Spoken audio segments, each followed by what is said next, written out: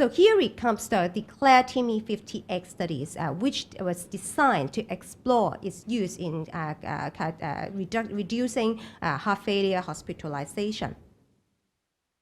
So this is a summary of the inclusion criteria and the study of DECLARE-TIMI 58. So in DECLARE-TIMI 58, there are two groups of patients. They can either be those who have diabetes, more than 40 years old, and has multiple cardiovascular risk factors, or they may have diabetes more than 40 years old and has established cardiovascular disease. This is by far the largest studies on SGLT2 inhibitors, which includes 1,700 patients. So the patients were randomized in a one-to-one manner to dapagliflozin 10 milligram per day and placebo.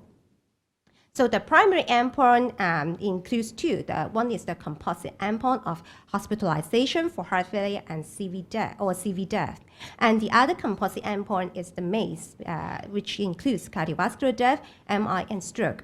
There are also secondary endpoints, including all-cause mortality and renal composite endpoints, which includes drops in renal function, end-stage renal failure, renal transplant, and renal death.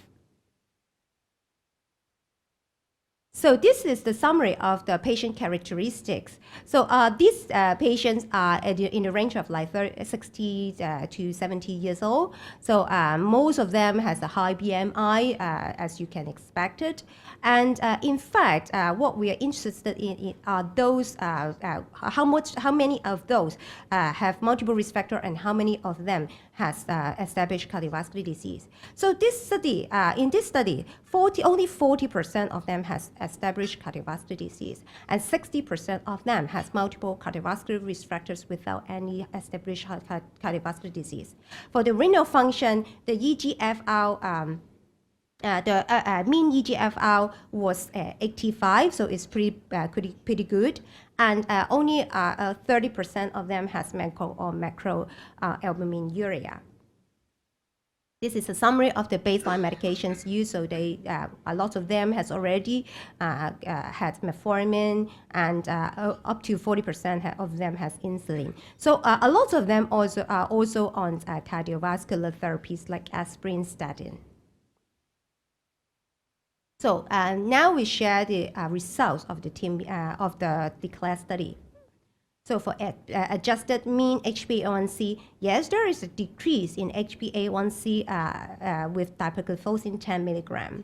So how about the other effects? It's also reduced the mean body weight over time. So, and also the systolic blood pressure, there is a significant drop in the systolic blood pressure in the DIPA group.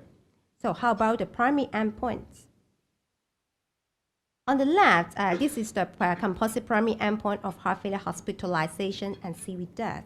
You can see that dapagliflozin 10 milligrams daily is associated with a reduction in heart failure hospitalization endpoint, and with a hazard ratio of 0.83. Nevertheless, for MACE, it did not reach a significant difference. Although we can observe a slight divergence after about 12 to 18 months. So does it mean that this drug is a failure? So it does not reduce MACE. Compared with like CANFOR study and the EMPERAC study, both of them reduce MACE.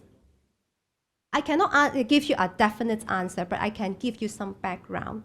So for the EMPERAC outcome studies, although it includes patients both with established cardiovascular disease and high cardiovascular risk, in fact, over 99% of the patient has already got established cardiovascular disease. And the MACE rate, when we look at the MACE rate in the placebo group, the MACE rate is actually pretty high. It's up to 43.9 per 1,000 patient years. How about the CANFOR study? Again, in this study, 70% of the patients has already got established cardiovascular disease. And the MACE rate a little bit lower than the EMPERAC outcome study, but it's still about 31.5 per 1,000 patient years. On the other hand, DECLARE study, because of its study design and its deliberate inclusion of patients without established cardiovascular disease, in fact, only 40% of these patients has established cardiovascular disease. So as a result, we can expect that these patients has a lower event. And in fact, if you look at the placebo group, the MACE rate was only 24.2 per 1,000 patient years. So the mean GFR in the DECLARE study is the highest among the three. And also, only 1/3 of the patients has micro and macroalbuminuria, compared with 40% in the EMPERACT studies. So as a result, because of the low event rate, I would expect we need a larger sample size to demonstrate any cardiovascular benefits in terms of the MACE rate.